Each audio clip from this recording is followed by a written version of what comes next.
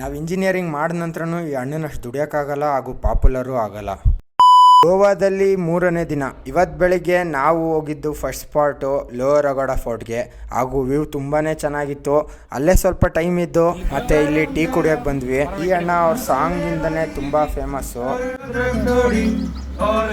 ಮತ್ತೆ ಡಾಗಿಗೆ ಹಾಯ್ ಹೇಳಿ ಪಂಜಿಯಲ್ಲಿರೋ ಫೌಂಟೇನ್ ಸಿಟಿಗೆ ಬಂದ್ವಿ. ಇಲ್ಲಿ ಏರಿಯಾ ತುಂಬಾ ಬ್ಯೂಟಿಫುಲ್ ಆಗಿದೆ ಮತ್ತೆ ಬ್ಯೂಟಿಫುಲ್ ಆಗಿರೋ ಮನೆಗಳು ಕೂಡ ಇದಾವೆ. ಬಟ್ ಇಲ್ಲಿ ಜನ ತುಂಬಾ ಸೈಲೆನ್ಸ್ ನ ಎಕ್ಸ್ಪೆಕ್ಟ್ ಮಾಡ್ತಾರೆ. ಹಾಗೆ ಅಲ್ಲೇ ಇದ್ದ ಮ್ಯೂಸಿಯಂಗೆ ಬಂದ್ವಿ. ಇಲ್ಲಿರೋ ಅಷ್ಟು ಪೇಂಟಿಂಗ್ಸ್, ಆಯಿಲ್ ಪೇಂಟಿಂಗ್ಸ್ ಹಾಗೂ ಡ್ರಾ ಮಾಡಿದ ಒಬ್ಬರೇ ಆರ್ಟಿಸ್ಟ್. ಅದನ್ನ ನೋಡಿ ಅಲ್ಲಿಂದ ಬೆಸಿಲಿಕಾ ಚರ್ಚ್ಗೆ ಬಂದ್ವಿ. ಇಲ್ಲಿ ಸೆಂಟ್ ಫ್ರಾನ್ಸಿಸ್ ಜೇವಿಯರ್ ಫಾದರ್ದು ಬಾಡಿನ ವಿತೌಟ್ ಎನಿ ಕೆಮಿಕಲ್ 470 ಇಯರ್ಸ್ ಇಂದ ಪ್ರಿಸರ್ವ್ ಮಾಡಿ ಇಟ್ಟಿದ್ದಾರೆ. ಜಾಸ್ತಿ ಶೂಟ್ ಮಾಡಕ್ಕಾಗಿಲ್ಲ, ಫೋನ್ ಚಾರ್ಜ್ ಖಾಲಿ ಆಯ್ತು. ಅಲ್ಲಿಂದ ಸೆಂಟ್ ಅಗಸ್ಟಿನ್ಸ್ ಟವರ್ ಗೆ ಹೋದ್ವಿ. ಇದು ಆಕ್ಚುಲಿ ಒಂದು ಚರ್ಚ್ ಇತ್ತು, ಡೆಸ್ಟ್ರಾಯ್ ಆಗಿ ಈಗ ಅರ್ಧ ಅಷ್ಟೇ ಉಳಿದಿದೆ. ಮತ್ತೆ ಪ್ರತಿ ಸಲ ಹೇಳೋ ಹಾಗೆ ಆದಷ್ಟು ನಿಮ್ ಗೋಲ್ಡನ್ ಟೈಮ್ಸ್ ನ ನಿಮ್ ಫ್ರೆಂಡ್ಸ್ ಜೊತೆ ಸ್ಪೆಂಡ್ ಮಾಡಿ. ಯಾಕಂದ್ರೆ ಕೆಲವು ವರ್ಷ ಆದ ನಂತರ ಇದ್ರ ಬಗ್ಗೆ ರಿಗ್ರೆಟ್ ಪಡೋದಕ್ಕಿಂತ ಬೆಸ್ಟ್ ಟೈಮ್ ನ ಅವ್ರ ಜೊತೆ ಸ್ಪೆಂಡ್ ಮಾಡಿ ಅಂತ ಹೇಳ್ತಾ ಸಿಗುವ ನೆಕ್ಸ್ಟ್ ವಿಡಿಯೋಲಿ.